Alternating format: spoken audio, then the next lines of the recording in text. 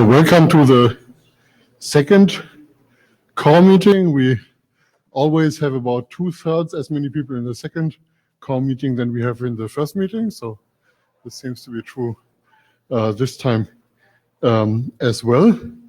It's Thursday, so I probably don't have to say all these things here.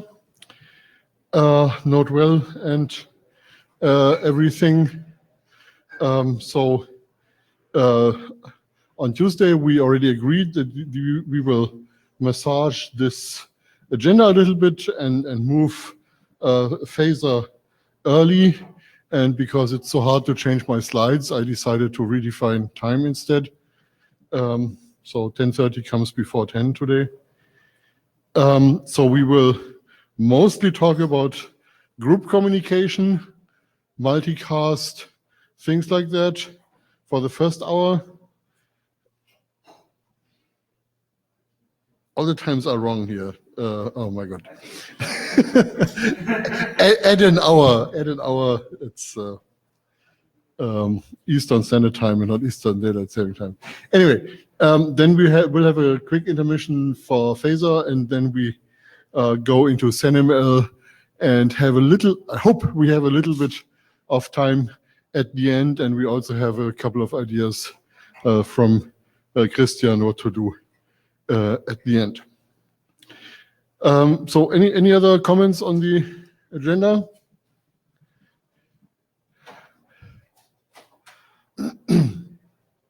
So on Tuesday we celebrated RFC 8613, but maybe it's interesting to look back a little bit. It's 2019-07-25 today, so it's not quite 10 years, but it's going to be weekend on the 28th. 10 years ago, we had the 6-low app Barbov, which was pretty legendary because we had actual beer in a meeting room. So we had an actual Barbov in a meeting room that was organized by Zach Shelby, who essentially is the man who made CoreApp happen. And it was a Barbov in Stockholm, so I have no idea how much money Sensinode has paid for that. But fortunately, ARM bought that at some point, so they got the money back. It was an interesting Barbov because there were at least 5 area directors in the room, I think even more. I don't have the exact count right now. And that's where we decided to do the application layer for 6LoWPAN. We would start work on an application layer protocol and not try to define a transport protocol. And the reason for the latter was that we thought it would take 10 years to do that. Now then, those 10 years are over, so the transport protocol would now be done, would now be available, but maybe a little bit too late to make a difference. Anyway, so this happened 10 years ago and took about half a year until we sufficiently understood our requirements to have a draft published on December 24th, 2009. So you either do things on my birthday or you do it on Christmas. I think this is a good tradition we should try to pick up again.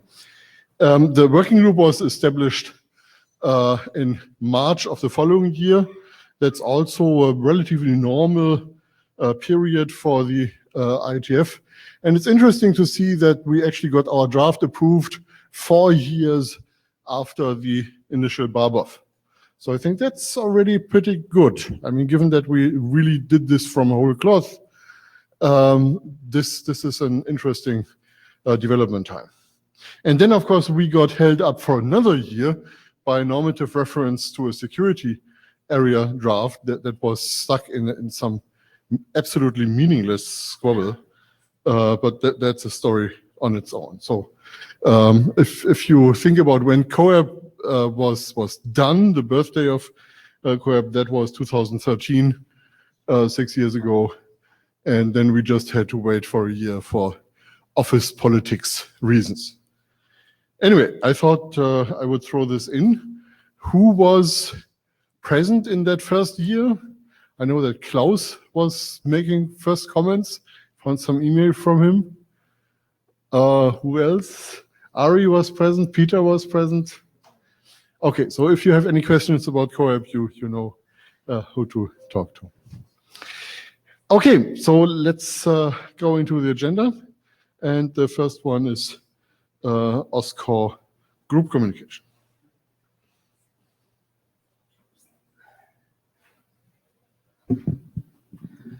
Hi, Marco Tiroca from RISE. To start an update on the group OSCORE draft, now version 5. After the Prague meeting, we got a number of reviews and comments again that consider introducing these updates, among which selected ones we're now referring to a tentative update or obsolescence of 7390 that we've been working on with ESCO as the intended document to refer to in the first place for group communication with co-op. Related thing, in group OSCORE already, we have been describing how to handle possible repeated or replayed responses on the client, considering that the token is retained up to a given timeout in order to process possible multiple responses coming back to the client. And right now we are doing essentially here in this document using group OSCORE features, taking into account observers and exception to this. And after some discussion, we think it's actually better to move this feature to the new draft with ESCO as an update to 7390, so to delegate this kind of check to co-op itself. And if we do that, then it's just no need to do it again in group OSCORE. Then we have extended a bit the actual message protection part, introducing 2 external EADs. Used to be one only before for encryption and signature of messages. We essentially extended the first one with additional parameters related to the counter-signature algorithm and keys. Then we created a second one to be used for the signature process only, where in addition we further added the value of the OSCORE option that is somehow protected also, though indirectly, to the counter-signature. Now, we agreed already on further minor improvements on this encoding, but the big thing is now we have 2 different external ADs. Also, we extended pretty much the security consideration section. A big new one essentially explaining why we are covering also the OSCORE option now to practically prevent or make practically infeasible a cross-group injection attack. That was the result of a very good and long discussion, especially with John and Jim. Also, the security considerations continue with a number of sections essentially aligned with the respective ones you had in the OSCORE document already. There are a few open points. Some are, well, were raised before and not exactly closed now. Right now, we are mandating to implement EDDSA with the 25519 curve. We wonder if this is the right choice, if we should mandate more. There are more details in the issue 7, the GitHub from John. We mostly need feedback from deployers on this, because from a strict cryptography point of view, it wouldn't make this big difference. Otherwise, we would likely stick to the Edward curve. Then I raise again this point on the format of the... Jim Shaw, quick clarification on the slide. Are both of the algorithms mandatory to implement or just one of them? One only. ED25519 right now. So the interesting observation here is that we have mandatory to implement algorithms in the base core document, and that is ECDSA based at the moment via 7925 and so on. And if we want to move to a different set of preferred curves, that probably should be done in a coordinated fashion. So I would say it's the correct thing to say ECDSA now, but it's also a little bit of a push to once more think, is it maybe time to move to a different default? And I don't have the answer on that, and we were probably not going to discuss it today, but I think it's a good thing to do a reality check again what we can do in implementations today and where we want to see this go. So my assumption here is that there is no overwhelming technical advantage of one over the other. No, Peter van der Stok, no technical overwhelming advantage, but once you have a choice, you have to negotiate it.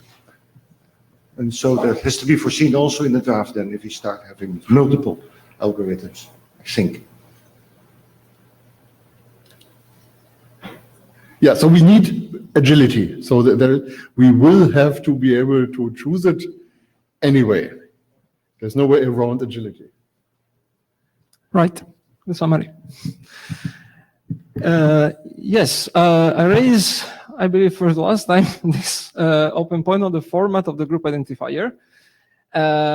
We are giving, in principle, total freedom about that to the group manager to define it, but we are also providing an example as an appendix to structure the group identifier in two parts, a constant prefix that never changes, and an epoch that is essentially incremented every time the key material is redistributed in the group. This makes a number of things easier and ensures by construction a number of good properties.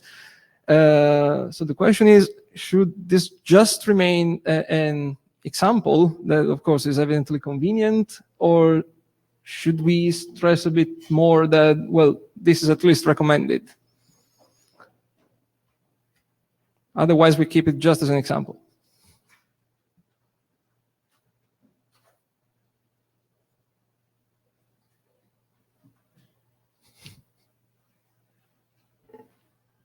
Jean-Michel, please keep it as an example. I do not want to recommend it. Got it.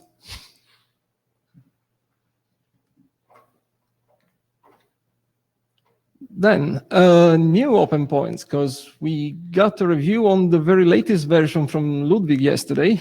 Thanks a lot for that. And we'll process it and reply to the list, but it was worth already highlighting 2 points from his review.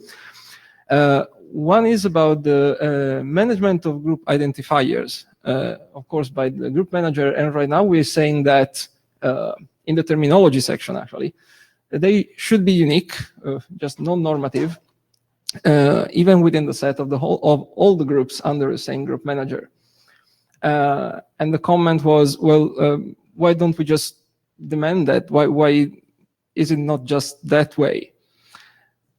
Now, if it's different group managers, there's nothing you can do fundamentally. You can have collisions, of course. If the group managers are non-synchronized, then you just have to live with it and handle them at the application. But under the same group manager, perhaps we can actually use at least the normative should to say that a same group manager should not assign at the same time the same group ID to 2 or more different groups. So this makes sense to me at least.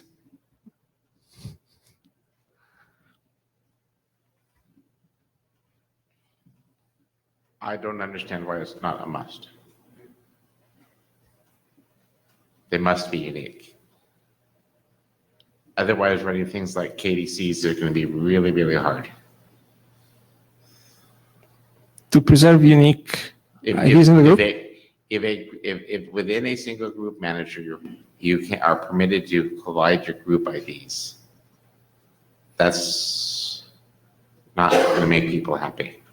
It's going to make people unhappy enough if they do collide just because they're different group managers.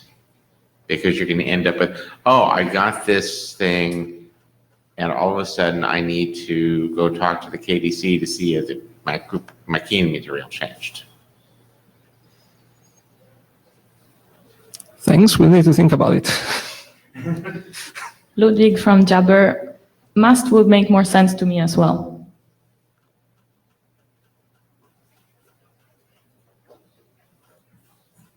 So we'll raise this to the list, probably. Okay. Another comment from Ludwig was... Always Ludwig. If group IDs collide, authorizations referring to that group need another unique ID.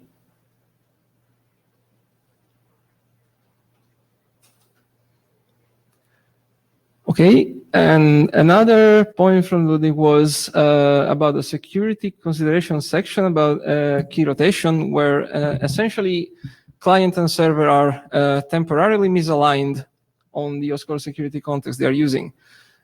So a new context has been distributed. The client still has the old one, so it's slow in switching to the new one.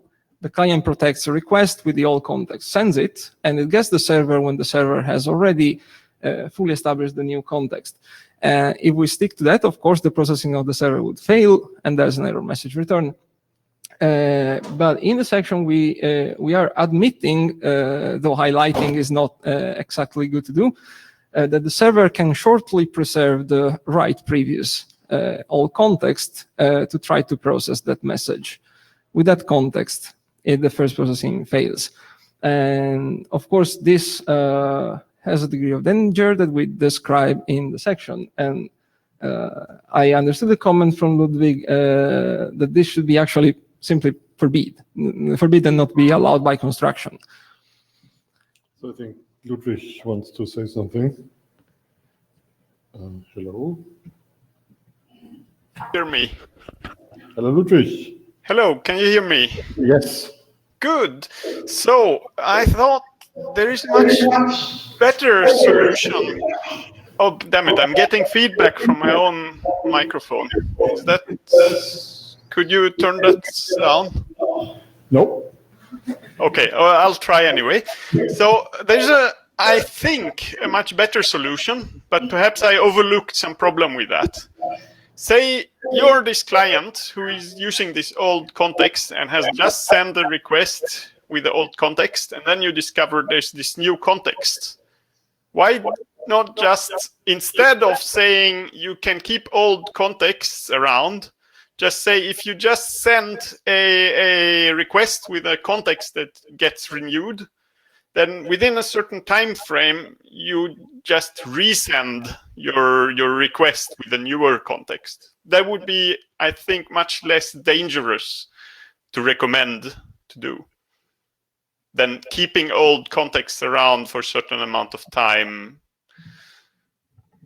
You get what I'm trying to suggest? I think you may risk double processing on the server if it happens to process both requests. And if it's a GET, fair enough. If it's not... Yep. Francesca from the floor. Also, for implementations, I think you'll be crossing the security layer and the application layer, because you need to know, okay, I'm keeping that context I just rekeyed, which means that now the application will have to send a second request. I'm not sure that's a good idea. Well, in the other case, the application needs to know that there's an old context hanging around that it can try to use. In the other case, it will get an error message back if you use the wrong security context. Yeah, and the other case, it's on the OSCORE layer, right? Yeah. Okay. Well, I think it would be worth to think about the security implications of this, because it feels fishy. We write the side effects that can derive from that. And bottom line, if we want this to be an application policy or not, essentially. This is Dave Robin. One thing to keep in mind here is I think we're trying to get at, and that doesn't really work with Ludwig's proposal, is that rekeying or making new contracts, distributing them, takes a long time, possibly. So there has to be a lot of forgiveness. It's not like, oh, I just sent that and I got a new one, well, I better send it again. It might be minutes or longer for everybody to get the new context. So it's a difficult problem. But I think having the receivers have overlapping and accept either one within a reasonable time frame to allow everybody to get up to speed. Oh, you're using an old key. Well, that's fine. It's been 10 minutes. That's cool. Or even an hour or a day. I don't care what it is. That's application dependent. So whatever your security content. But you have to allow the protocol to allow a lengthy rekeying process or redistribution. I'm in the mic line behind Dave, Carsten Bormann from the floor. Yeah, typically we try to limit the risk by defining a time limit. And I think we need to do this here as well. And the time limit may be a day or something. But if we have a way to communicate this time limit as part of a key, I think we are as safe as we can get. Peter van der Stok. I'm not so much worried about the security as about the ordering of the messages. Because some messages should not be allowed on the one security call, on one set of keys and on the other ones. So if you have several key sets and you want to go to the new one, then you should not allow any messages with the new key set before you have to lift out all with the old key set. Otherwise you have an inconsistent message set and you may have problems with your applications. Jim Shot. One of the problems we have in terms of dealing with key rotation is we do not currently have any sort of standardized way of a KDC even telling people that the key has rolled over. It just kind of happens in an ad hoc way.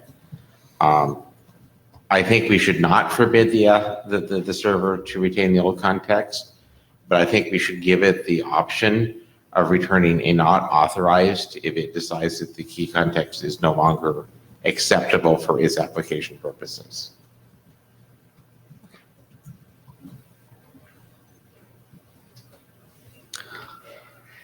Okay, good.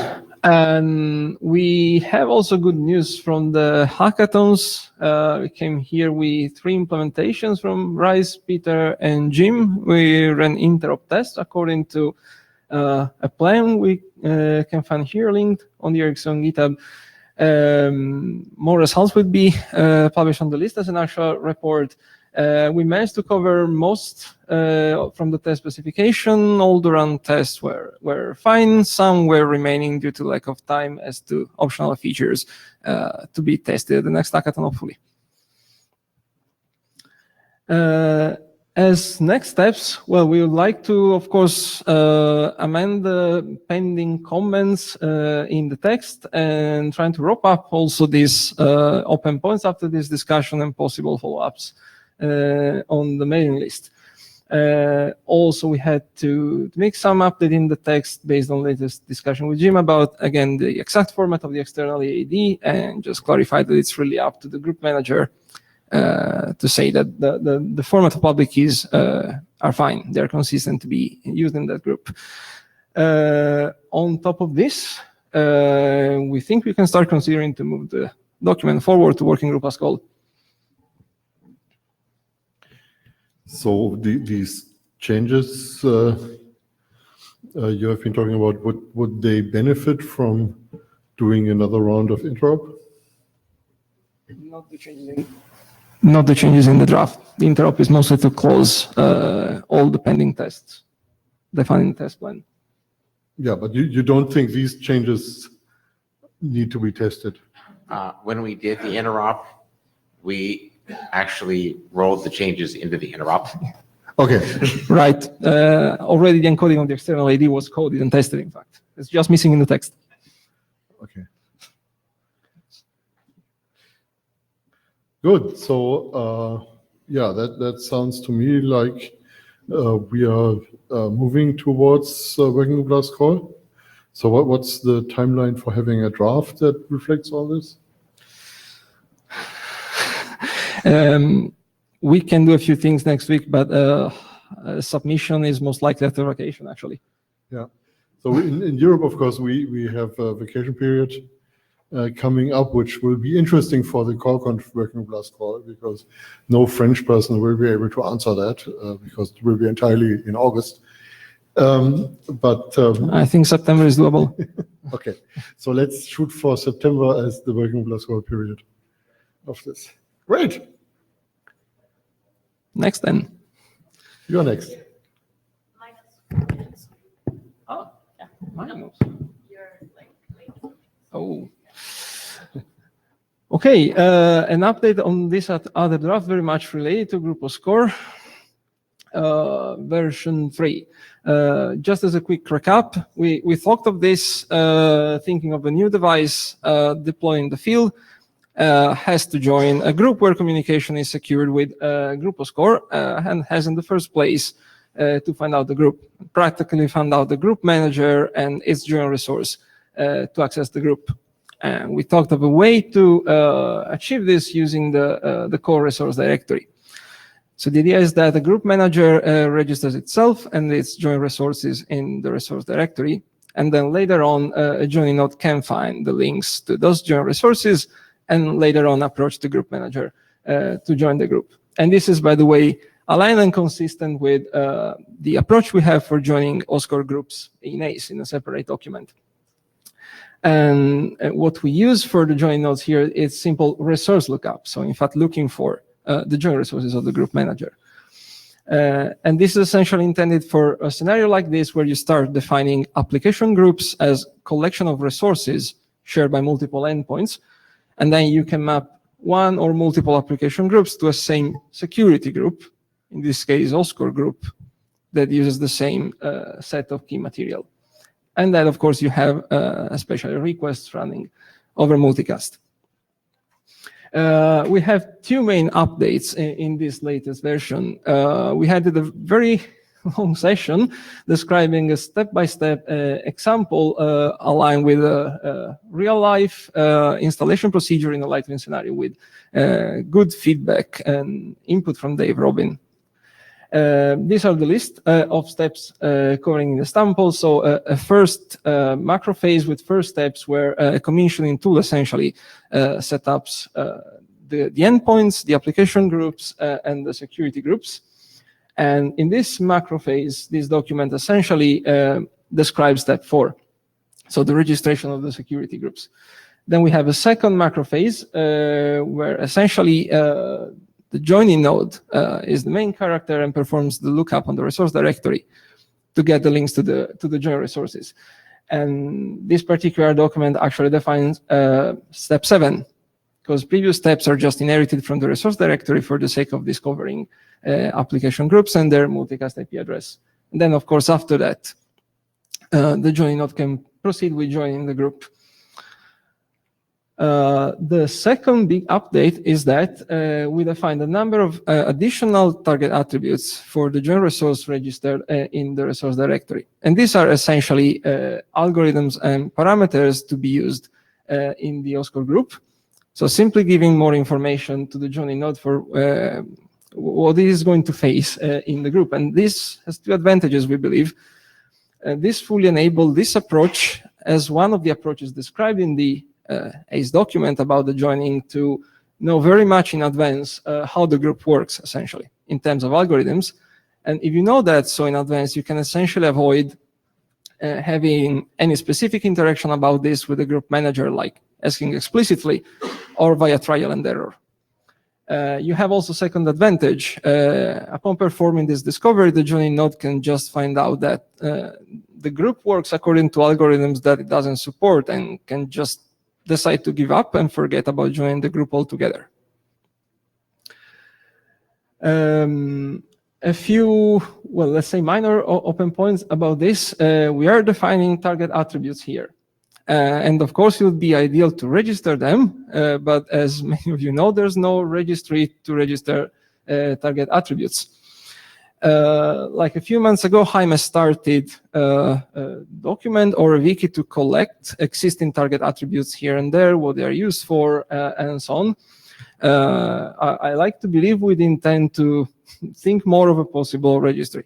And then I remember a few core interim meetings ago, Klaus mentioned he was considering to revise a few related registries about this. So I wonder if putting all these things together, possibly that there is enough critical mass to think of a registry for target attributes. I would like to. As a summary, yeah, the update consisted mostly on the full step-by-step example and new parameters representing the algorithms in the group. And as a result of the presentation in Prague from the Etherpad notes, it's time to start reading it in order to decide for adoption. So we look forward to receive reviews that were promised there, plus more possibly, and adapt the document.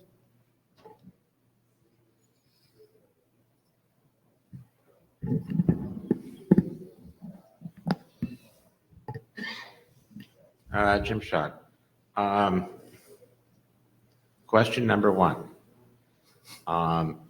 Is this expected to be used for pre-configured groups or not?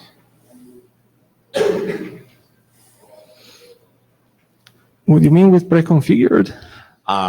The commissioning system put all of the group key material onto the device and told it what it was doing. And it's the situation where there's no KDC.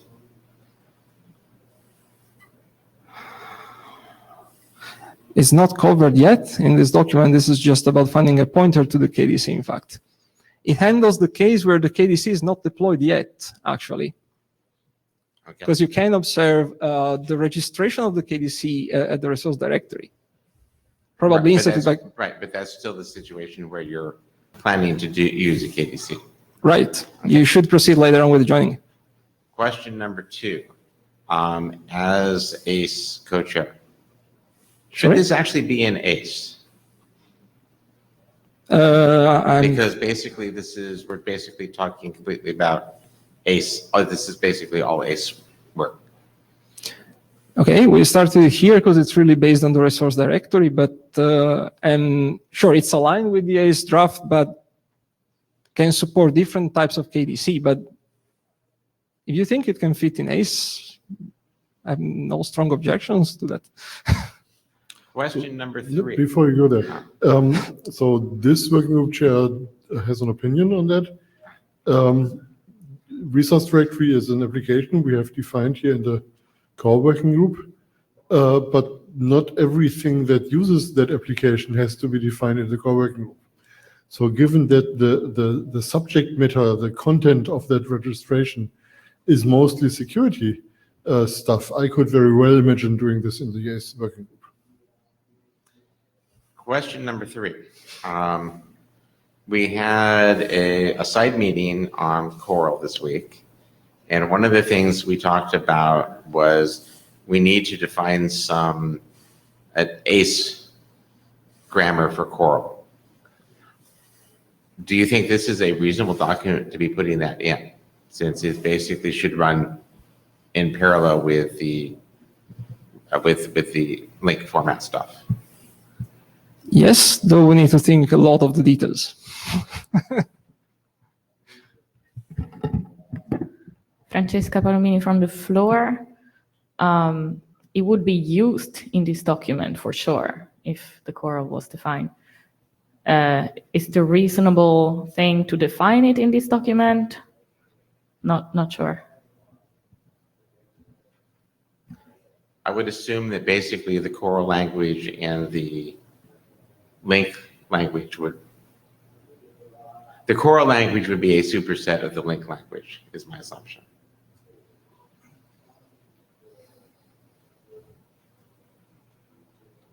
Peter van der Stok.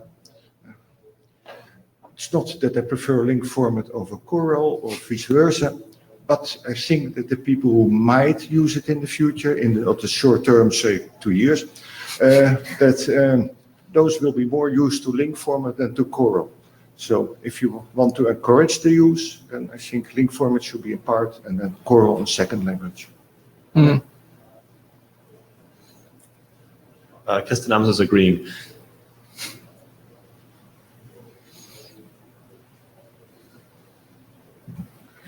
Also note, people who have made comments, please take a look at the Etherpad and if your comment was captured correctly. Thank you. So if I understand correctly, there are still pending reviews in principle to be waited for, and this can be moved to ACE? Well, we can just do the work wherever the thing is at the moment. I have no idea what the ACE chairs think they need to do to pull this over, whether there needs to be another adoption call or how you plan to handle that. But we don't have to wait for anything of this to happen. We will just go forward. So your next job is to nag the reviewers. Right, right. I mean, it was just, the comment was relative to this end to the line which says we need to decide on a working group adoption call.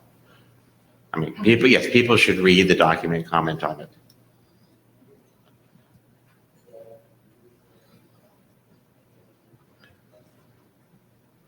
Okay. So I think that's all the questions we as chairs need to ask. I think it would be a good thing to have this data model for ACE, or however you want to call that. That's certainly something that we would be interested to look at as well.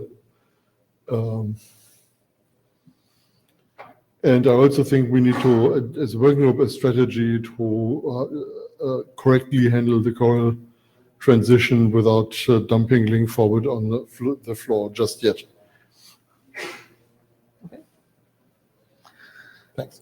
So we are 6 minutes behind schedule, but I think that's okay because we have flex time at the end. So I think you are next. Okay. Yes. Should be the last one. Yes, Mark again. This is a new work we talk about to define multicast responses, especially as observed notifications. We talked of this to rely. Essentially, you have the observers to 7641. You send a unicast registration request, and you get after that notifications over unicast. In the update to 7390 bis, we are actually defining, well, you can send a registration request over multicast if you want to target multiple servers, and you will get from each of them unicast notifications. So we talked of the next step. What if you have many clients observing the same resource on a given server? In the end, for the sake of performance, you'd like to have that server sending a multicast notification to all those clients and once. And of course, multicast responses are not defined by now, and mostly because of the issue due to the token binding, not to mention security. This is true in general the moment you have many observers on the same server, but we have a very practical use case that was discussed at the hallway meeting we had in Prague, covering different aspects of PubSub, including this one. Is it possible to make it more efficient through multicast? And there were 4 proposals, and number 4 was the only one that was considering, in fact, multicast responses that, of course, don't exist. They will have the advantage not only to use multicast for the sake of performance, but also to keep subscribers client only, essentially, rather than server. Of course, you need to solve the same general problem, especially of token binding and possibly security. The contribution here is exactly about defining observed notifications of a multicast, covering the management of a common token space that is intuitively managed by the server, that communicates a common token value to all clients as they register as observers of the resource, and to be considered for all the following multicast responses. Also, we describe how to, if you want to deploy security, use GroupoScore to protect those multicast notifications, essentially indicating the clients how to build a same consistent external EAD for all those responses. Carsten, a woman from the floor. Yeah, I think here it gets interesting because tokens, which is our weird word for request identifiers, are a client namespace in CoAP. So when you say they are managed by the server, that is very weird because a a client might be talking to multiple servers. So you would have to have these servers coordinate on that token space.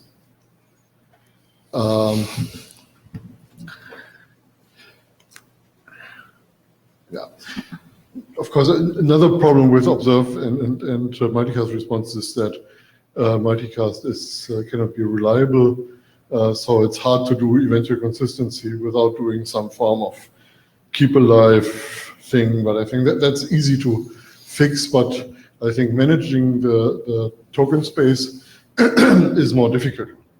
And the interesting observation here is, of course, that the client of a multicast response is the group. It's not a single node. The entire group needs to agree that this token relates to the request that somebody put in for the group. So that's really an architectural view, and I stop talking now and come back to it. But that explains why I'm not quite there yet in understanding what you're trying to do.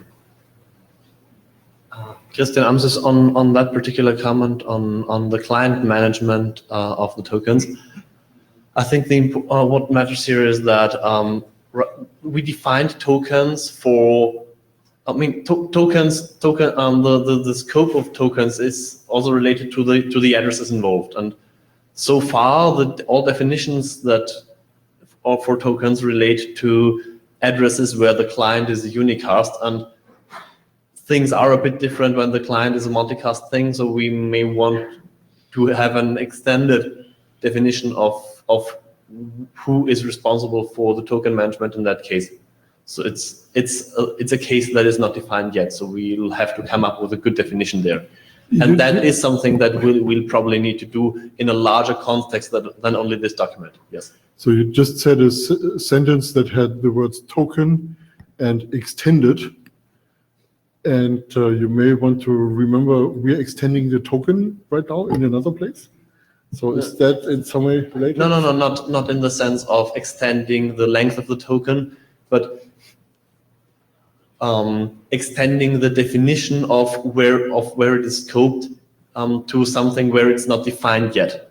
And we'll find ways of talking about. We'll need to find ways of talking about the scope of the token for cases where right now it can't be there at all.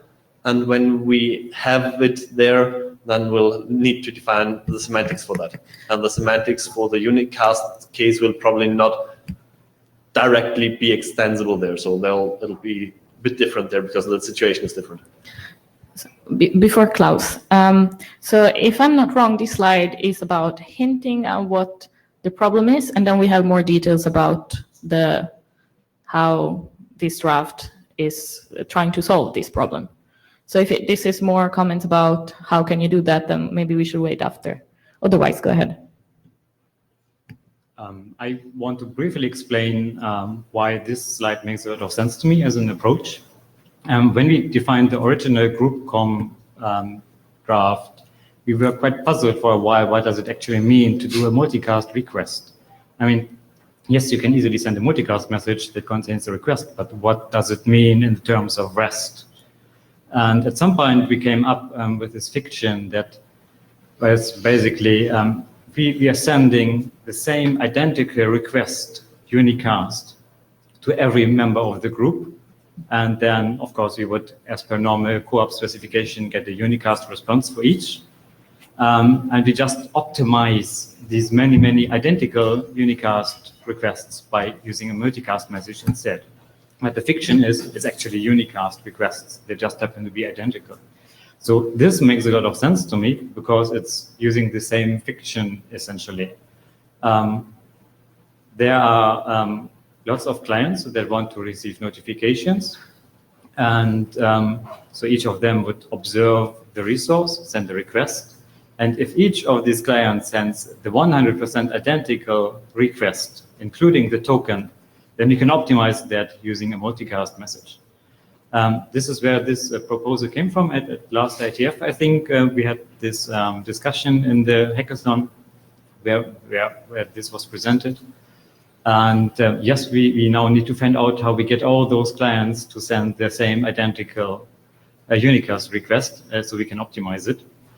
But using some kind of token namespacing or so, like Christian separation, extending the token with the namespace, no?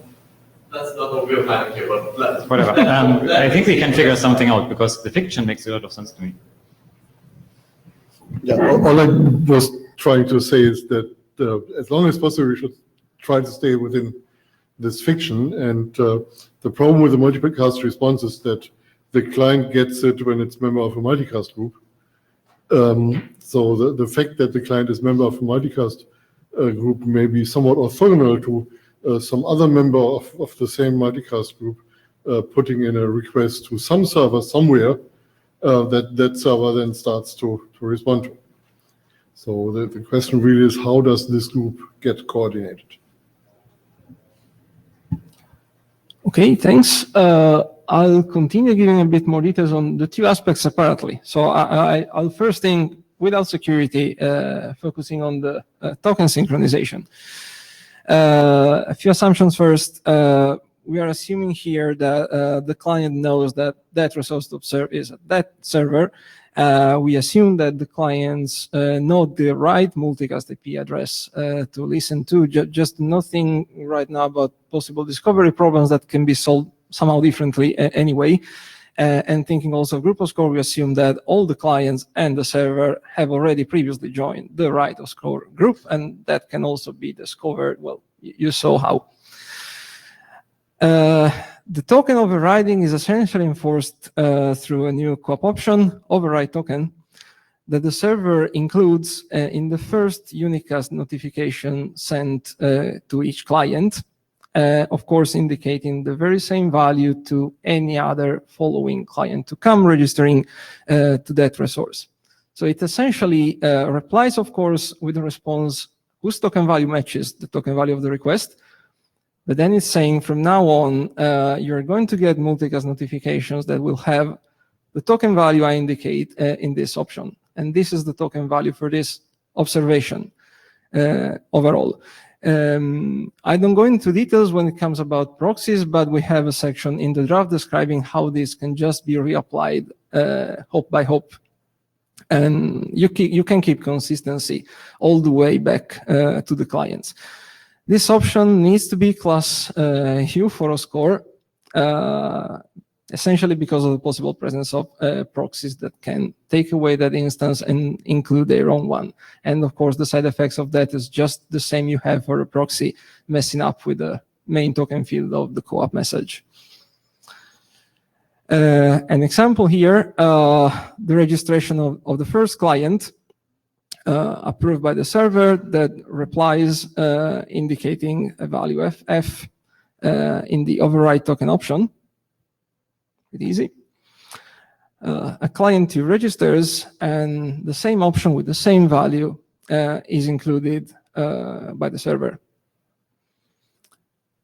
And then you have a multicast notification that has FF as token value, and all following multicast notifications will have the same token value. And this essentially makes it possible to keep a matching and the correspondence between the observation of each of those clients and the resource under observation.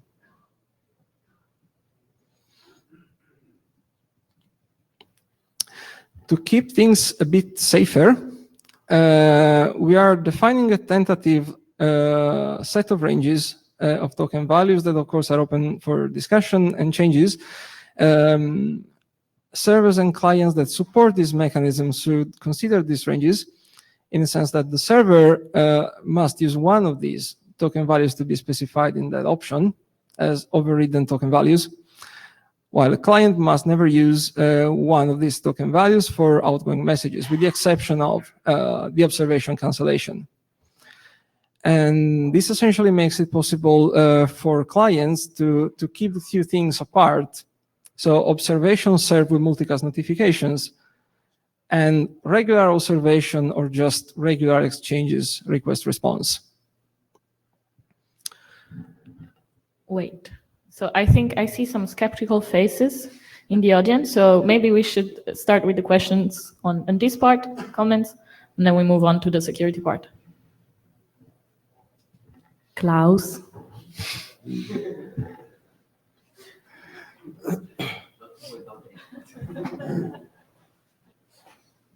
I don't really know right now what to say except to make disgusted faces.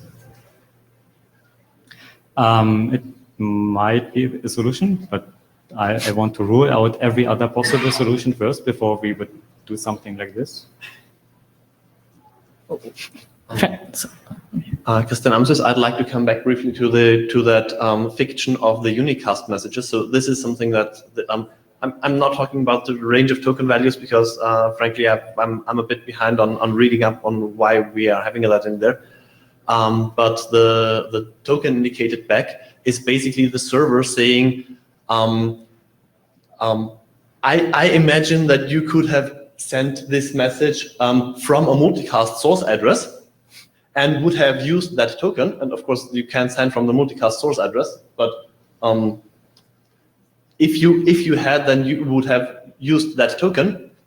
And I'm now sending observations there based on the assumption that such an original message has arrived earlier. Yeah, I think this slide really raises a red flag, because if you think you need it, then you're doing something wrong. I mean, you said this just a little bit additional safety message, but really the fact that you start thinking about that demonstrates that something is not yet right in the architecture. And I think basically we have to think about this group client or client group or whatever that is tied to the multicast group. And we need somebody who stands in for this group.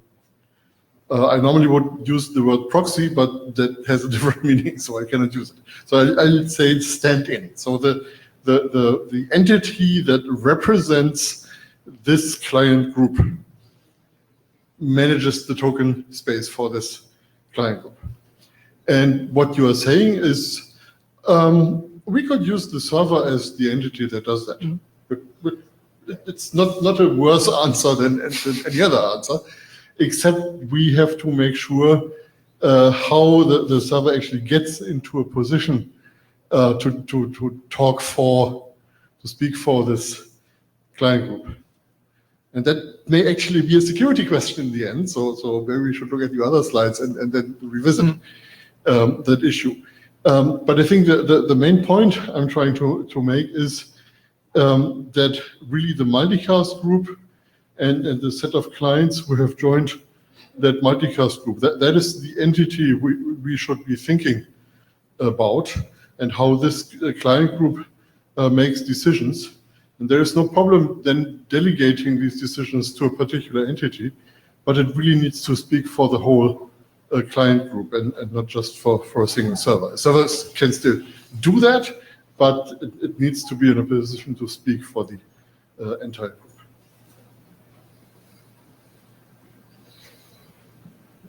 Jim Schott, except for the fact that I have no idea how to fix the proxy problem.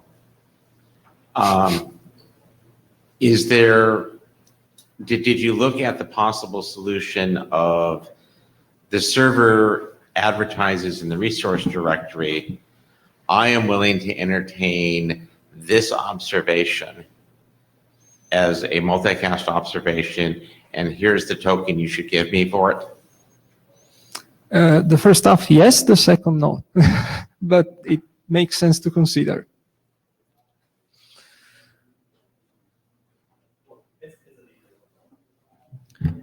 Just Francesca, question for Klaus. When you said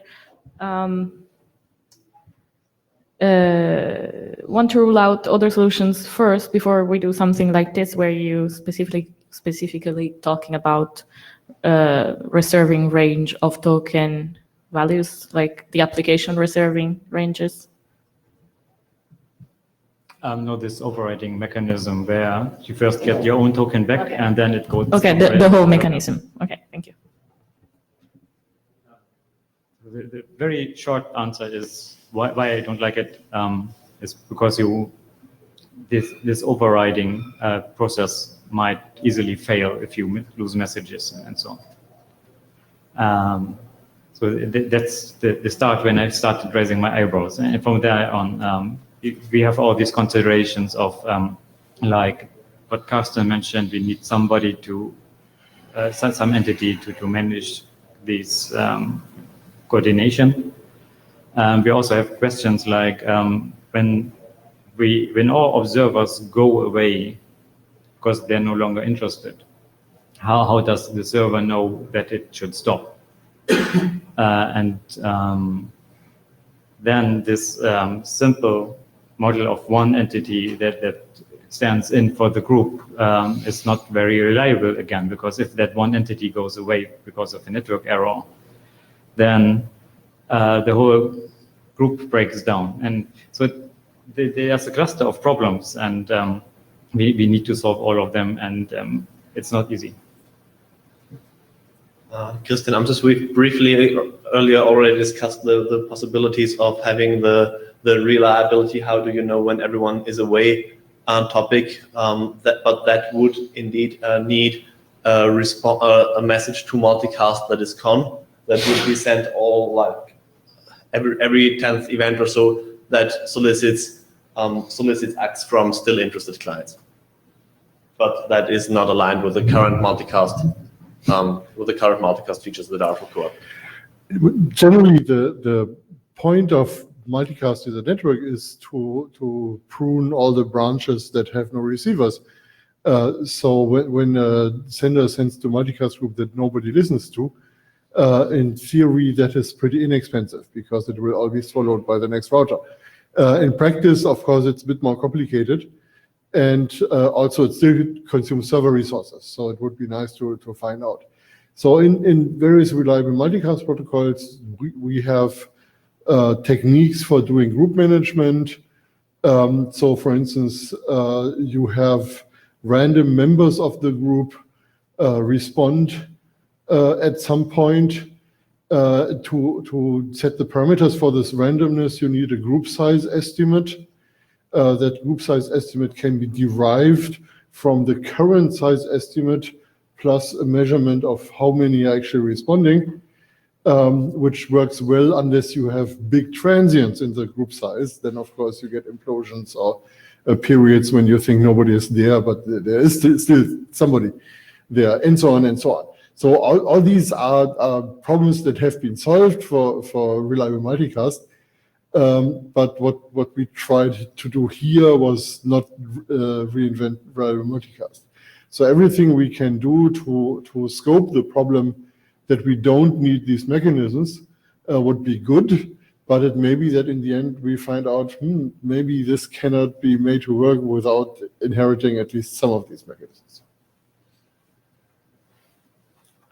Going back to this question, how does a client find out that a notification is intended for him and what request relates to?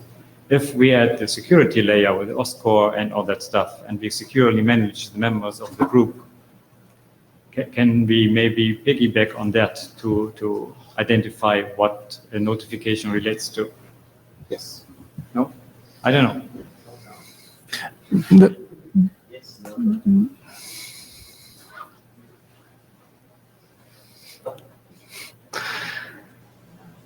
Christian, I'm not really convinced that we have this problem, because while by the time a client is receiving a response on a multicast message, by the time it needs to, it will be aware of having requested something from that particular server, and if it hasn't, then it will ignore it because it's a rogue multicast. But it will come from a particular server and will be scoped to a particular multicast address. And with that, the tokens are managed within the server or within whoever the stand-in is. And I don't see how there can be messages where there is ambiguity on which request they relate to.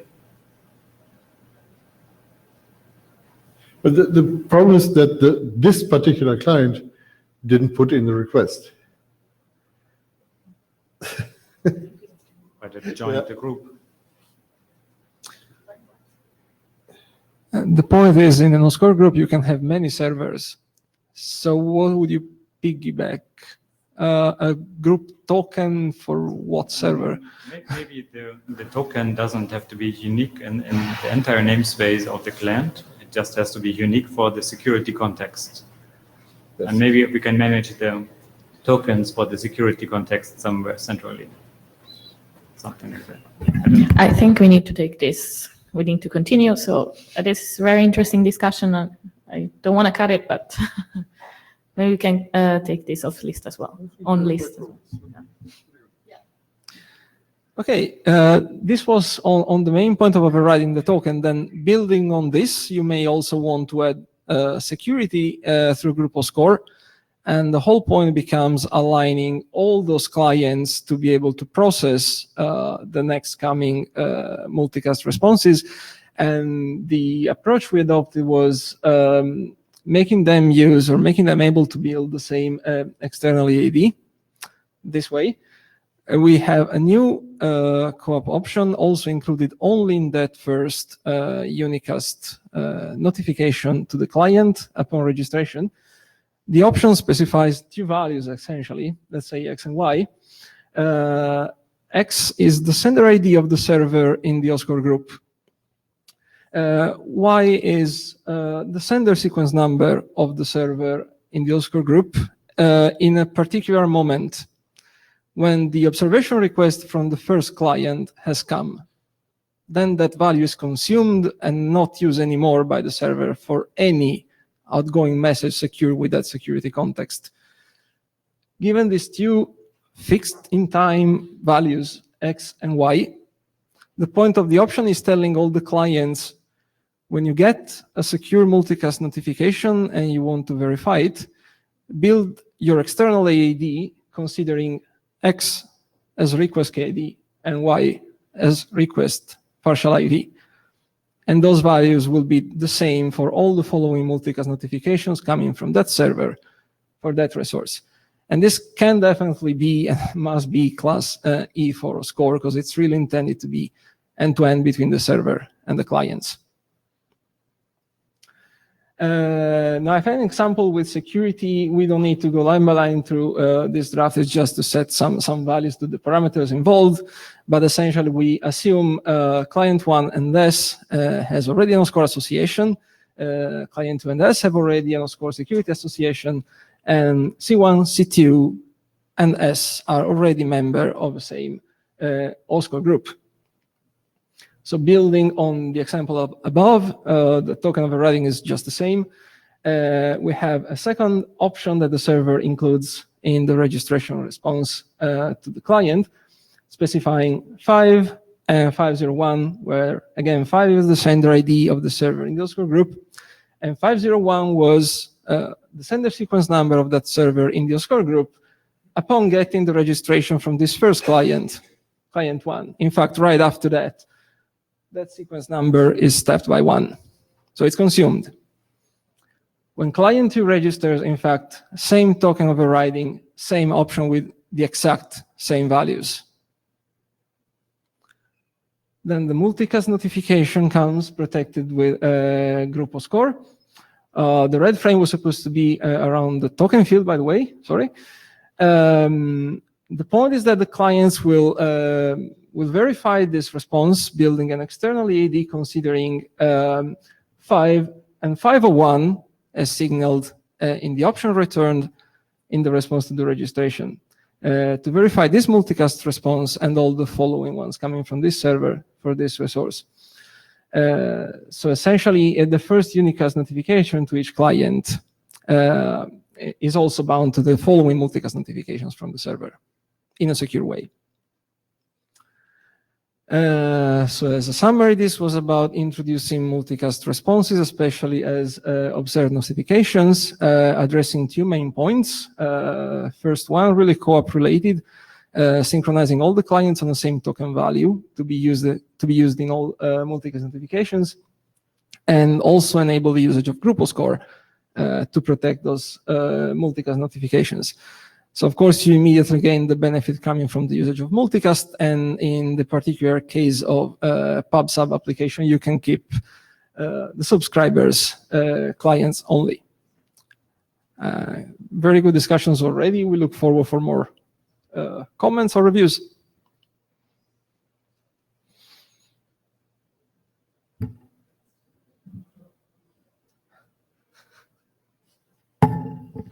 Yeah, it seems we have had the most important parts of the discussion already. So I think we need a clearer model of who the players are: client, server, group, multicast group, which may or may not be exactly the same thing. And if we have clarified the model, then maybe we also can clarify the mechanisms that realize the model.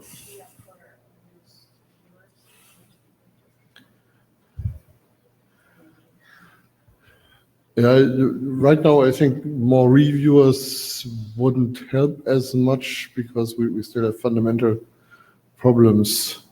So right now I think it's more useful to have some ideas how to recreate the co-op model in this context. And Klaus knows how to do that. I think we should use some of the core interims Yes. to this. And since many of us are based in Stockholm, we were discussing having a full day workshop even on this topic. And maybe we can put that on a day where we have a core interim. So we could first try to clarify things and then go into that interim with everyone distributed. That was a model that worked very well for Suit, where they had a 2-day hackathon in Berlin that ended in the Suit interim. That was really useful, and we could try to do something like that as well. Okay, thank you. Thank you. Yeah, so we have used up almost all of our flex time. Hi, Esko. So you're next. Hello. Hello. Hi. Can you hear me well? We can. Okay, then I'll start with the next presentation. So from Marco's last one, we're now going back to basics. And maybe should show the slides. Yes, thank you. So I'm presenting the update 01 of this on behalf of my co-authors also.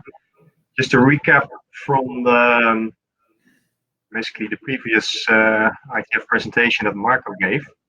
So we have this draft intended as a normative successor of the experimental RFC 7390. We want to position it now as a standard track document and refer to the old one as much as possible or use the content from there. Also, it should be the standard reference for group communication implementations. Examples are shown here. So this Eclipse Californium and the Go implementation. And in the scope of this draft is really co-op group communication using UDP IP, including the latest development. So that means, for example, Blockwise and Observe. And both unsecured and also group OSCORE secured communication is covered. While in the previous draft 7390 that security was not present yet. We also want to have principles for secure group configuration and a list of use cases. So we're going to go to the next slide. Thanks. So what we did is there are 3 slides on the progress on version 1. The draft is updated using part of the review comments, and more updates based on the review comments are pending. So already many thanks to the reviewers for that. I think it's quite useful to have that. The scope has been clarified. I will come back to that later in the presentation. What that means. We made a decision to copy over some content from 7390. This also gives the opportunity to update that content wherever needed or to fix small issues in it. Also, there is more detailing of the OSCORE group key management in section 5.2.1. And a new structure is applied where use cases and all informative elements are moved to the appendix. And that means the main body of the documents will be normative text. Okay, let's move to the next slide. So also we have a bit more detail on the different type of groups. That's already came back in an earlier presentation in this session just now. So there are different types of groups. You can have what is called now a co-op group. That's defined at the network level using multicast address and port. There's the OSCORE group defining the security, also with its own ID, and an application group. So this can be any application-specific ID. What still could be done in this draft to also detail a bit more the relations between these group types. One example is already shown on the bottom.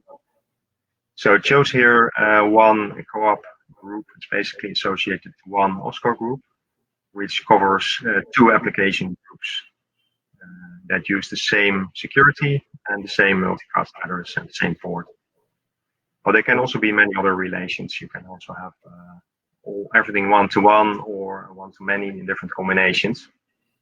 So I think that will be useful to mention that. Okay, then let's move to the next slide.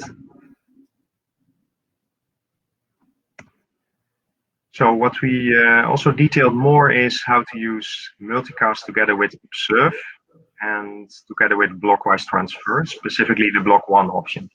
So this slide shows two kind of cases of that. The top one shows observe. So multicast makes an observation to an entire group.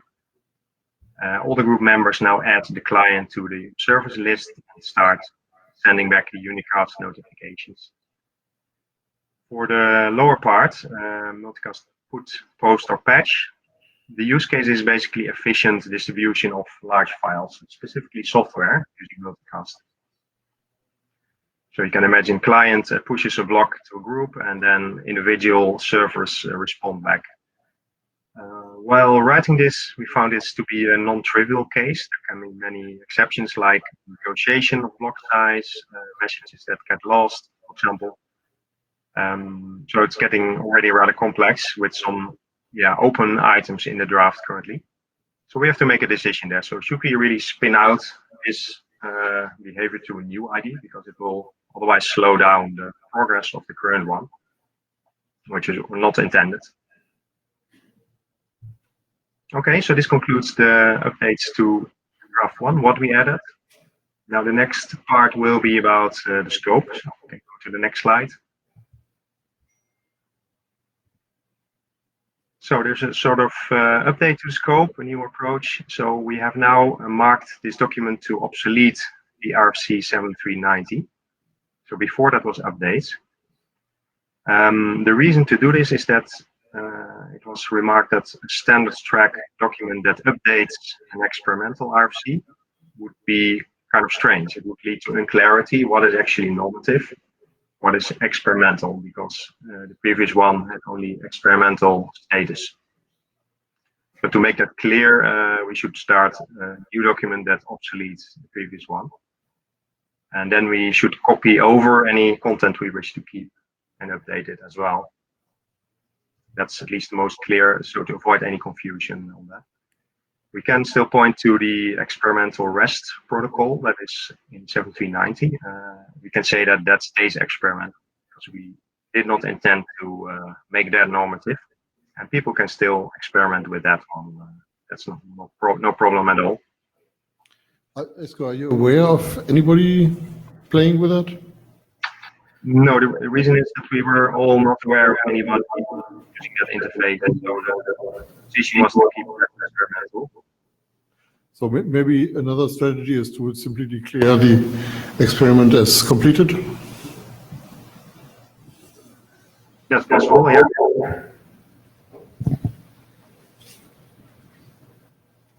Yeah, we can also do that, indeed. But if someone still wants to try it, of course, they can go ahead with that. Okay, so this is for 7390, and then in the next slide, we also have other updates that are now marked. So observe and blockwise RFCs specifically. So I did mention already before what these updates are. So there are specific uses, so multicast get with observe. For blockwise, we have the put, post, or patch with block 1 option. And these are not yet defined in the RFC, so that's why it is an update really to those RFCs. Also, there is now an update remark to 7252.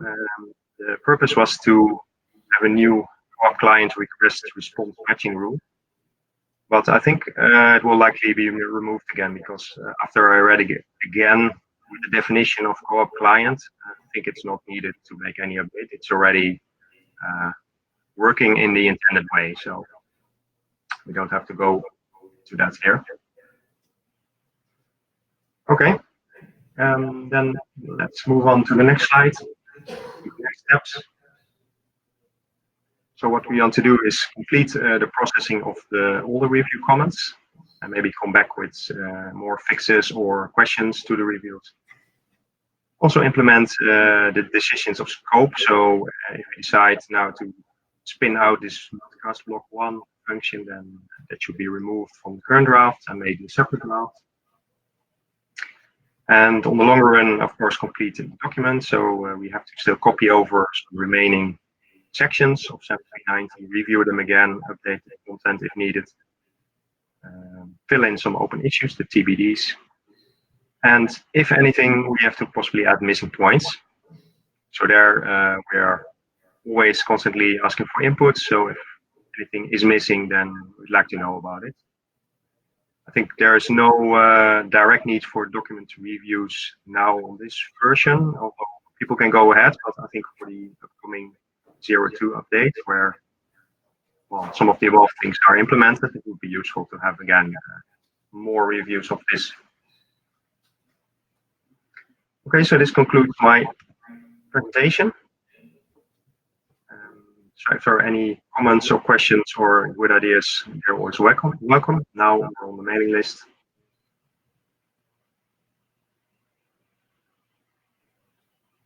Yeah, and also thanks for allowing this remote presentation. That was extremely handy for me. Thanks.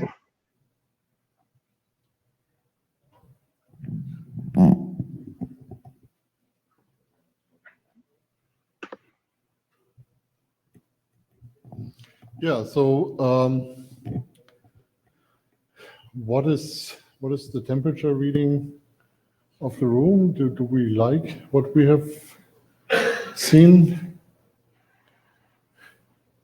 See a few nods, a few slow nods, but I think the overall feedback is good.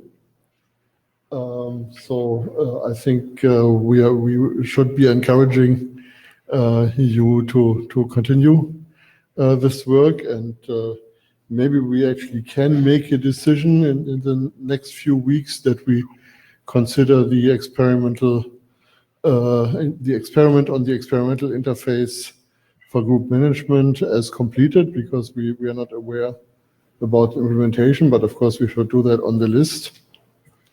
That might simplify things. But what is the timeline that we are thinking about here? Eske, when do you want to have this as a working group document?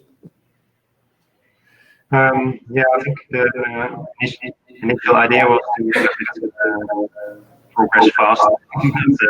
Now summer holidays coming to now, also for me.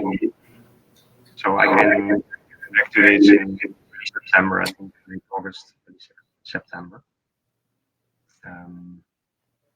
So I think maybe by next IETF meeting, it could be if you have the next version, become a working group documents. Okay, so that sounds reasonable. Now, in the room, who would be interested in reviewing such a document? I'm seeing Jim, Christian, Klaus, Gia, and Carsten. That's good. So we have interest in reviewing in the working group. So again, I think that is a positive signal. Thank you, Esko. Thanks. So we are now 30 minutes or 20 minutes ahead of behind schedule.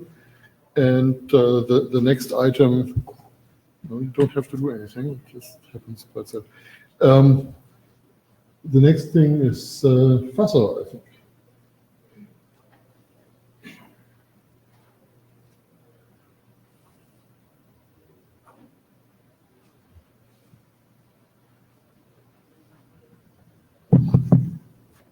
Marco? Okay, so this is the Fuzzer draft, this joint work with ILPO, Ivo, and Jen. So for those of you who probably don't remember what Fuzzer is all about, it's an alternative RTO and consistent control algorithm for co-op. So as an alternative, it's just like COCOA, it's optional to implement. So for those implementers who think they may benefit from more efficient loss recovery in presence of corruption, as well as more safe congestion control. So those implementers may opt in implementing it. We have implemented it for LibCoop and experimented with it, and we have published the results in GlobeCom December last year. So basically the first sanity check of that it works and behaves like we intended and provides the intended results have been done. As far as we know, there is at least one independent implementation upcoming and also the experiments. Hopefully this happens, and it's all welcome to get more experimentation on this. The quick history. So this was first published about a year ago, so before the last Montreal meeting. As a tradition is in the transport area for new congestion control work, it was presented in the ICC-RG for review, and it was also on the agenda for core, but there was not enough time to present it, so we published the GR01 version in just before the Bangkok meeting. We added the pseudocode and some small clarifications and presented it in core, so it was discussed here. And then when waiting for the working group adoption, it expired, and we just refreshed the document and updated it a couple of weeks back, so no modification. So basically from the author's point of view, it has been stable for 1 year now. And about the intended status, this is a little bit maybe different than what has earlier happened here in the core. So in the transport area for the new congestion control work, the transport area is very conservative. So inherently, almost all work is intended as a standards track.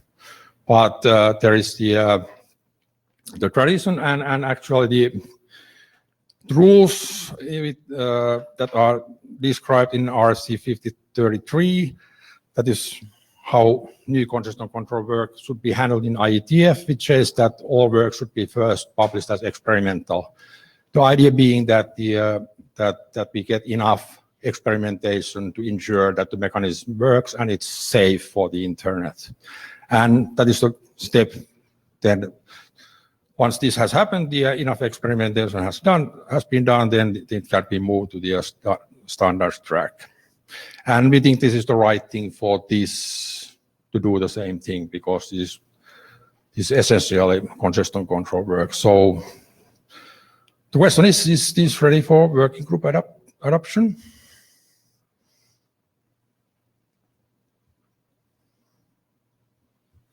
Yeah, we actually had discussed this at the last meeting. Where did we meet last? Prague? I don't know. And we had said that the problem we had before with working group adoption, that we didn't really know what the IPR declaration really was. That problem had gone away. We now had a detailed IPR declaration, but of course still everybody had to think about whether that detailed IPR declaration was something they want to live with or not. So that was the kind of what we went out of the Prague meeting with. And yeah, we could have done a working group adoption call right away, we didn't do that. So people have had about 4 months of time looking at the situation. And I'm just wondering, do we have new data, or will we only get new data by actually doing the working group adoption call? So has anybody looked at this, into this, and has a position whether this is an IPR declaration we can live with? So I see one person nodding. Ari Kerinen, I had a look at it, looks fine. Good, two people nodding. So it looks like we should just do the adoption call now. Great, so let's do that. Okay, thanks. Thank you. So let me reload this thing.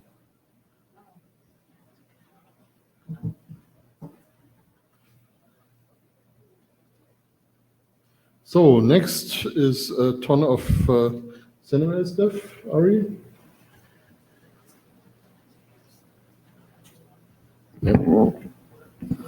If anybody can help with the minute taking, since Ari was one of the two. Thank you. Thank you, Christian.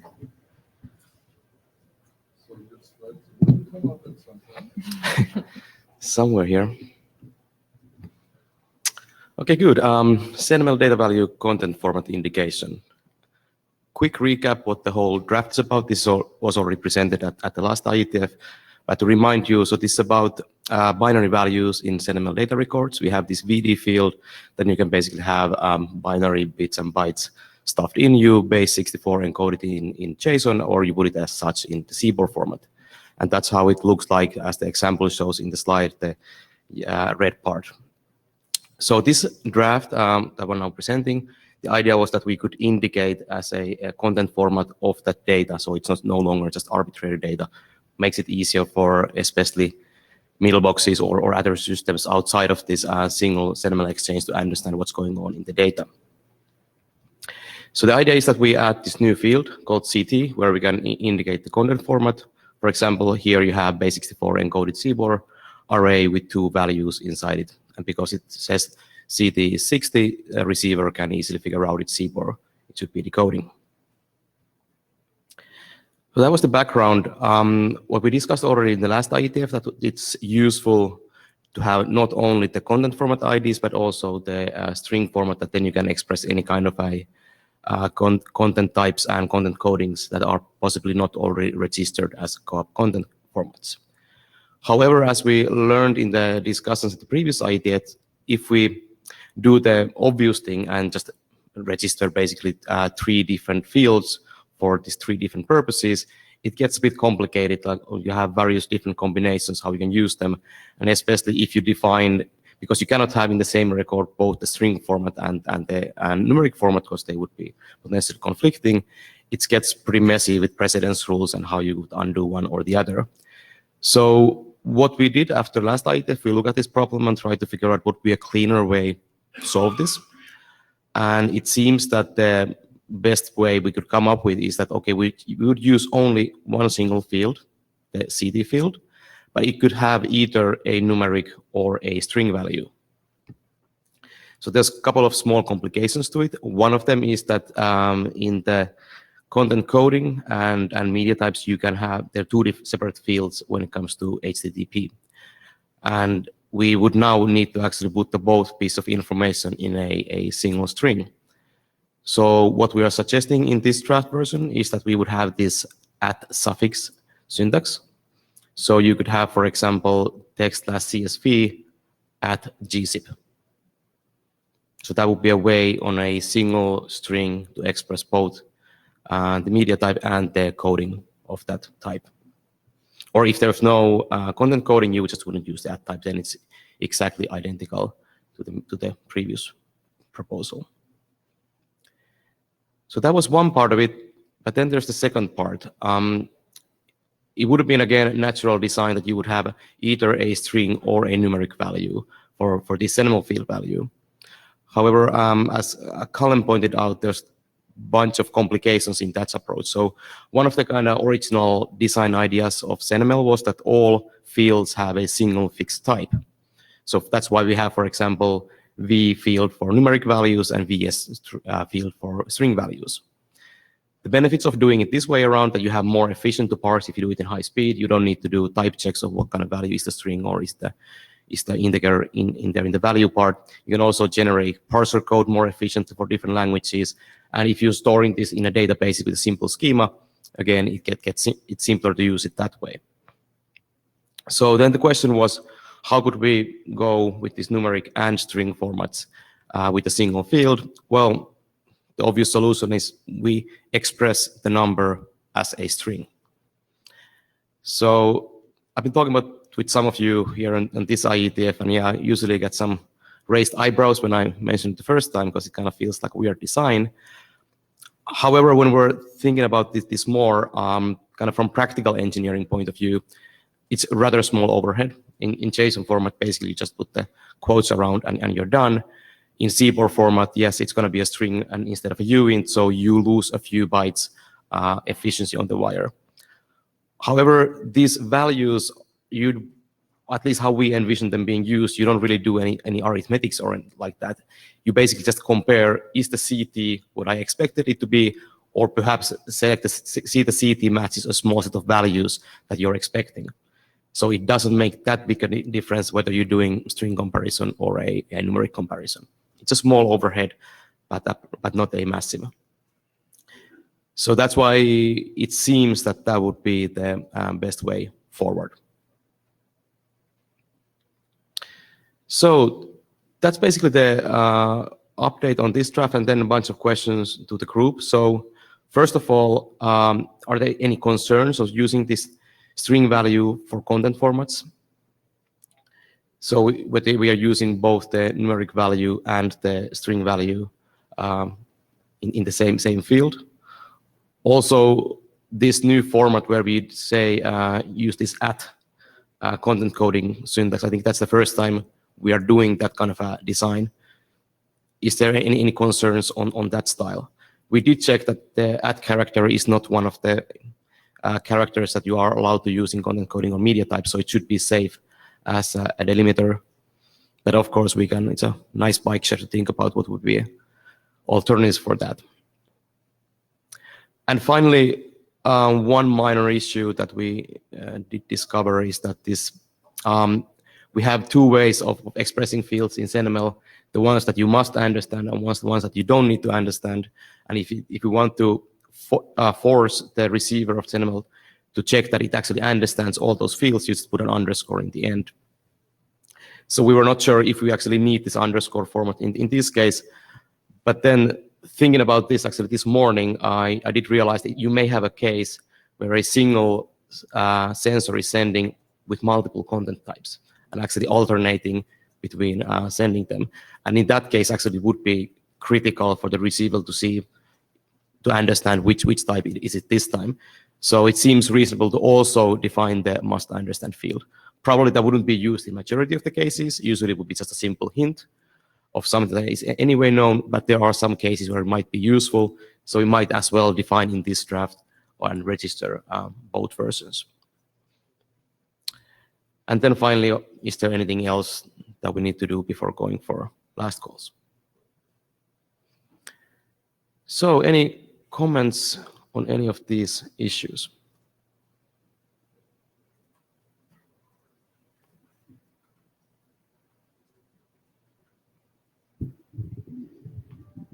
Carsten Baumann from the floor, even though I think I'm a co-author on this, right? The problem with being a working group chair is that you are so involved with all the drafts that at some point you don't know any longer whether you're actually a co-author or not. Would you ever not send the must understand semantics? I think there could be, let's say, some applications where you're just like, okay, this is just in case hint. And if there's something, let's say you have some security, well, let's say some storage box in between that's like, would prefer we just store everything, but then wouldn't need to actually understand whether this has some relevant semantics or not. I have a hard time understanding how an originator of SendML would make that decision? That probably would be up to configuration. So it would be out-of-band configuration to do that, whether you would actually include it there or not.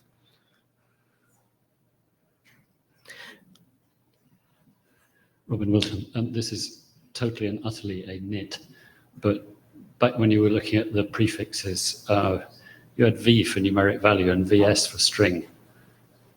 And when I see that in languages or definitions, it introduces cognitive dissonance. Because if VS is a string value, why isn't the numeric value VN? So I guess the reason that it says V was for efficiency. You say 1 byte in JSON there. Right. But that's already in the RFC, so that's something we cannot change.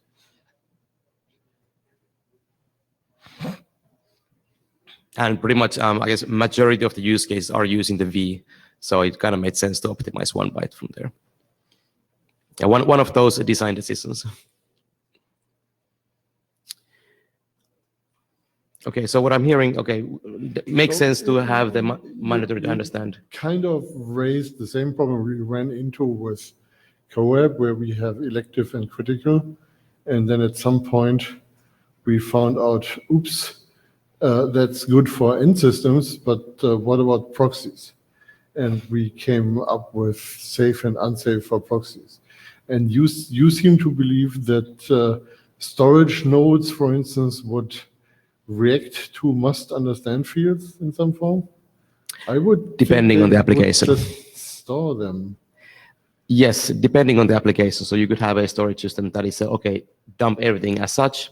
Another kind of storage is trying to do sanitization, maybe transformations that may need to do. But now you would have at least the capability to indicate that, depending on your application needs. Christian, I think that as soon as a storage system does anything like concatenating two SendML files, they must understand their options in there. Well, the resolution... The must understand ones. The resolution rules are defined in such a way that you can apply them without understanding fields. Yes, but we have already considered must understand fields that do things like base time offset, and that sets the time for each next record to a second later or so than the last one. And those were applications that were considered for must understand. So, okay. I don't know the exact rules that are laid out in the RFC now. Okay, so I guess we have a violent agreement on adding the must understand because we're gonna need it anyway for purposes, and there's no really cost in specifying it, and then it's up to the application logic whether that is needed in certain applications or not. And maybe we should add some more, think about more clarifications how that is used with different kind of systems. Okay, but then anything on the add syntax? I don't see anyone running on the mic, so I guess it's fine to do it like that. I'm looking at our AD.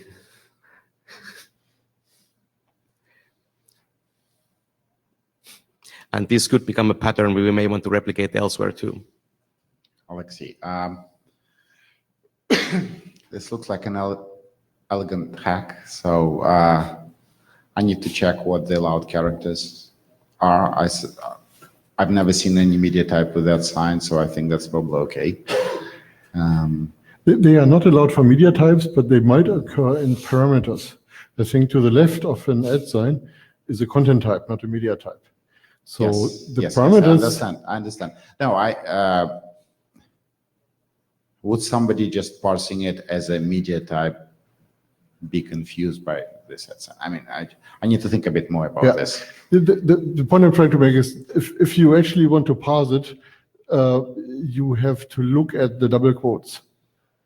So any media type parameters that are to the left of the add might have add signs, but only in quoted parameters. So sorry, are you saying that after this string, you might still have media type parameters? No, they're before. So the thing to the left of an add sign is a content type, and a content type is a media type plus optional parameters. So you might have optional parameters before the add sign, which contain a string, a quoted thing, with an add sign in it. So you can have, I don't know, silly example, but text plain, text/plain, semicolon, char set equal UTF-8, at deflate. Ooh. Okay.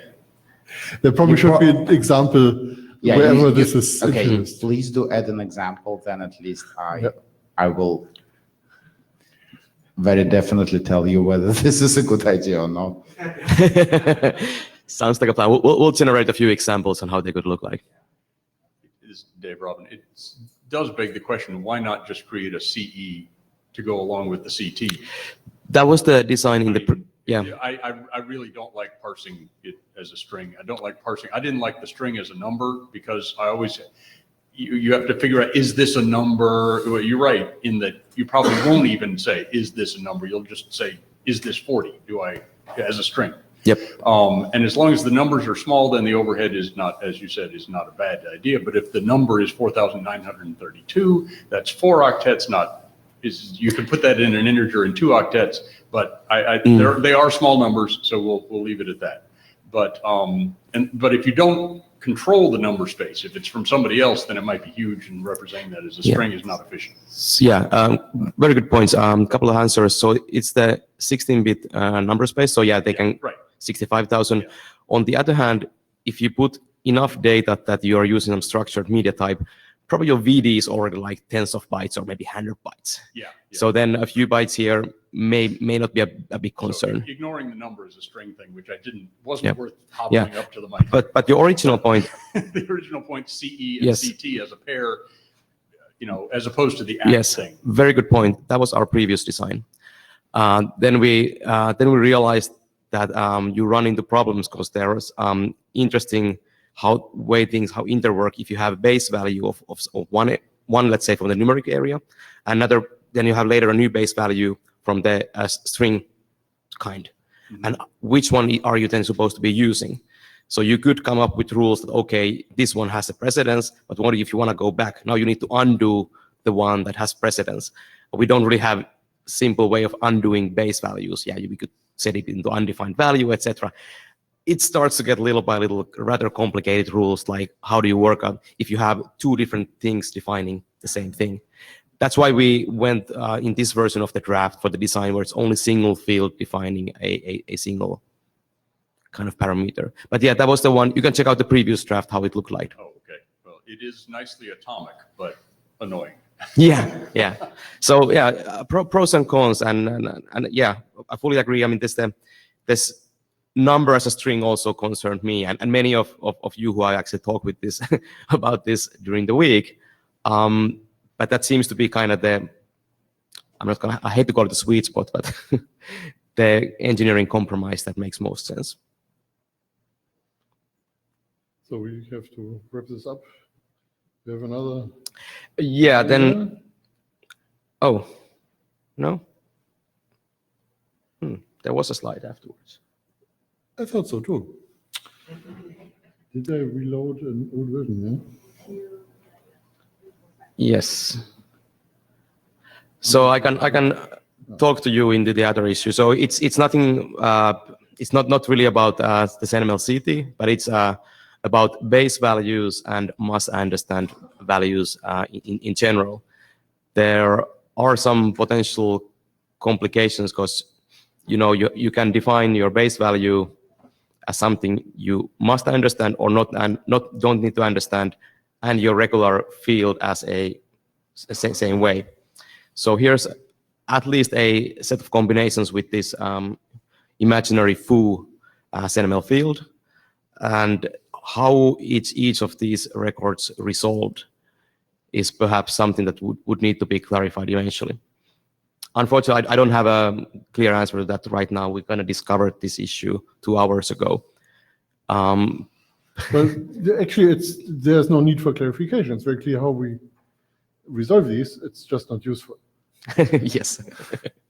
So we probably need to clarify a bit more. Clarify the clarifications. But just a quick heads up for everyone. If you're interested in working on this together, do let me know. So I was trying to punt this by saying it's always must understand, but maybe that doesn't work. Anyway, so you asked for a working group last call. We cannot working group last call a document that is not a working group document. So the next step would be to So be ready for Glasgow. do a working group adoption call, but of course I cannot do that because that finished already. Oh, is it? On the 17th, I think. Oh, yeah, you're right. You're right. You're right. So, and I think we had a bunch of people plus one. Yeah, we should adopt it. So. You're right. Okay. Yeah, but I think that this particular problem needs to be thought through, and we need to add the example for Alexei and so. So should the next version be working group document? Well, if the adoption went through, which I cannot decide because Jaime did the adoption call, then the next step is the working group document, and we probably have to respin this once to address the issues that came up today. Sounds good. Thanks. Hannes.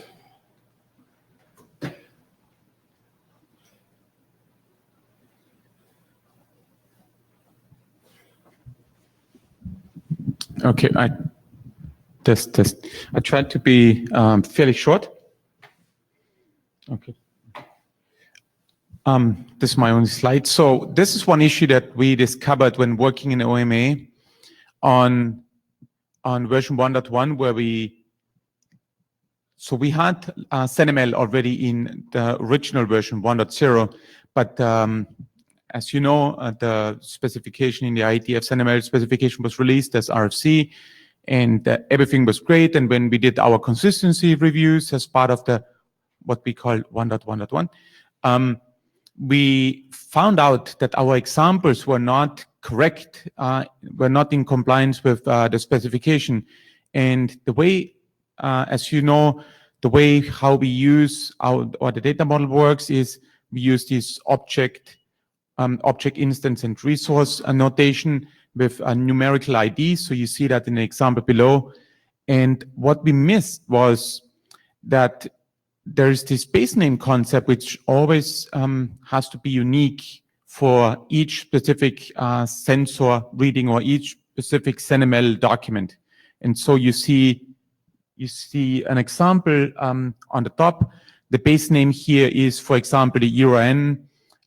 We have a couple of ways to uniquely identify a device, and then the resources and object instance and resources would follow then afterwards. But the consequence of this design decision in CNML, which we unfortunately didn't realize or realized much too late, was that we now have to carry this base name with the fully identifying the endpoint name using the URIs we are using in each of the measurements. And that's kind of unfortunate because it obviously means that we are wasting a lot of bytes. We are just sending the data. We use CNML as an encapsulation technique, which is fits our purpose, like from that point of view, because it allows us to take a bunch of, for example, readings. It allows us to put a couple of, for example, if it goes into the other direction, a couple of requests into one CNML document and ship it off to the client. And so there's only the client-server interaction. So we don't need to carry in each payload uniquely identifying information. So we had a chat in our club and reached out to some of you last week also at the joint IETF OMA meeting. And the idea we came up with was, wouldn't it be great if we could define a local base name that has local semantics, but doesn't require us to carry always the global context. So if you ship it off further, for example, to something else, you could, of course, still use CNML, and you could then enhance it if that makes sense in your context, or if in your context you require to have that global space, this global uniqueness property, then you can still do that, but the local base name would be an alternative. Okay, with the consequence being that we save a lot of bytes. One other thing which I don't have on the slides, which only showed up very recently, and it's not captured in the document, and we'll need to do a little bit of homework with Ari and Mochan and others, is we have cases where we send, for example, if we create an object on the device, then we would send that, but currently that requires us in a way how the local base name and also the normal base name gets constructed to create this whole path. We require the full sort of like the complete string to be present, but we don't actually necessarily know on what the object instance will be that the client will allocate. So the server sends something, create a new object. So for example, an object could be, let's say I want to instantiate a lightweight M2M server resource, lightweight M2M server. So I want to add another server to the configuration of the client. So I don't know what object instance ID the client will be using. Of course, I could query him first and ask him like, what's the most recent one? But even then, there's no requirement to have consecutive numbers either. So that creates some problems with the current resolution scheme. And so we need to do a little bit of thinking there as well. So there's a little bit more than what I just said, and it was only discovered very recently, unfortunately. So here I am, basically suggesting to enhance NML with this local base name to essentially help us to get the specification in line with the RC or with the functionality. Does that make sense? Some of you stare at me like you have no idea what I'm talking about.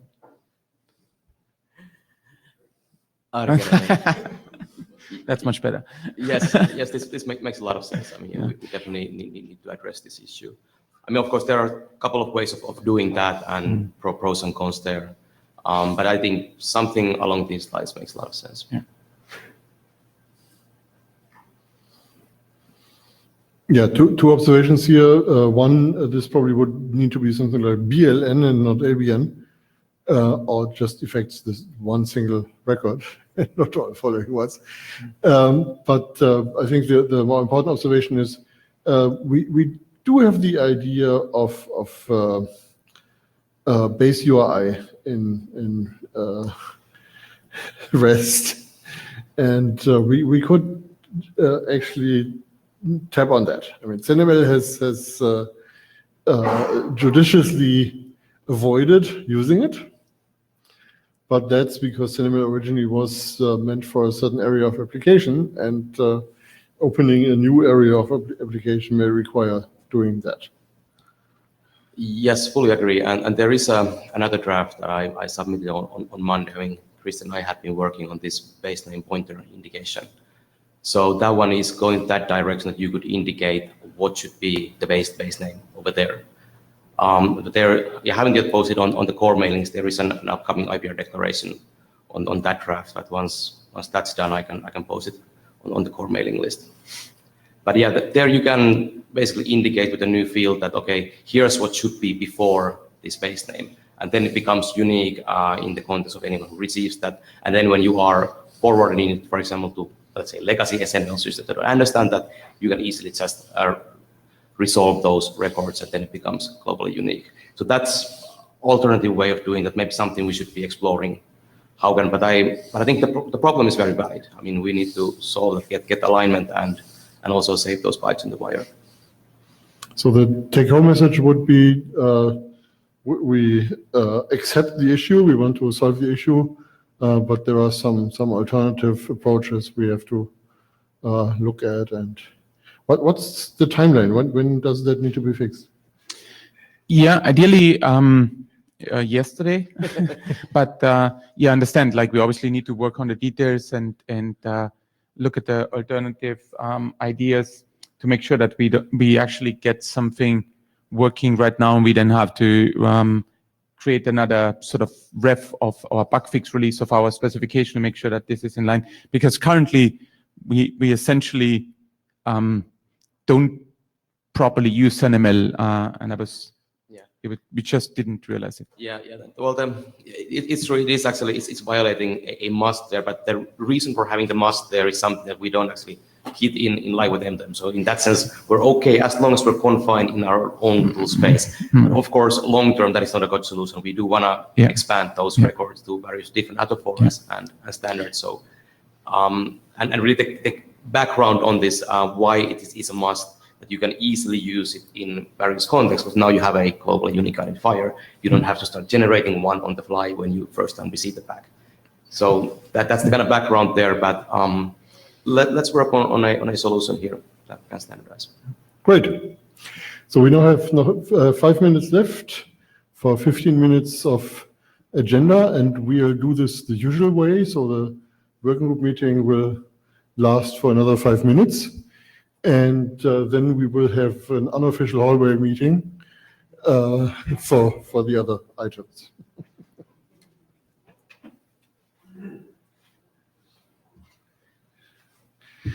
So let me quickly talk about the units thing, which also is something that kind of was based on input from a customer SDO, OMA again. CenML has a units registry that actually seems to be quite useful for many IoT applications. So even though it's originally just for CenML, it's being picked up. And now the problem is people who are picking it up already have data models that have their own way of dealing with units. And CenML is pretty strict with units and says use SI units, and if you want to use scaling, use the number for scaling and not the unit name, and so on. But that doesn't mesh with the existing data models, and we're talking about several hundred data models here. So this is not a trivial effort to just say, oh, we'll throw them all away and fix them to do unscaled SI units. And of course, there's also the problem that in many cases, we are actually shipping around integer numbers, even though JSON is nominally a floating point. So if we have something like microseconds or micrometers, milliseconds or micrometers, it's a bit inconvenient because you no longer can use integers. So we moved this back and forth, and at the end we decided we don't really want to break CenML's clean approach, but instead we add a secondary registry of secondary unit names with a big should not on top of it. You should not use that, except if you have a reason to use it. And so this would essentially have 4 columns, a secondary unit name. So this is the relaxed version, a CenML unit name, a scale, and an offset. And there would be a prescribed formula how to translate between the secondary unit and the CenML unit. So the details are in the draft, but it seemed to me that this is a good way forward, and we can keep CenML clean, but we can also have this little backpack where we stuff things that are based on older data models. So I think that's about it on this. I see nodding. Yeah, this is currently an individual submission by me. So if we want to do this, we have to go through the usual steps. And that's probably also something that we want to do relatively quickly so OMA can use it. Please have a look. Who in this room cares about things like units? Hannes, Ari, Ivo, Thomas?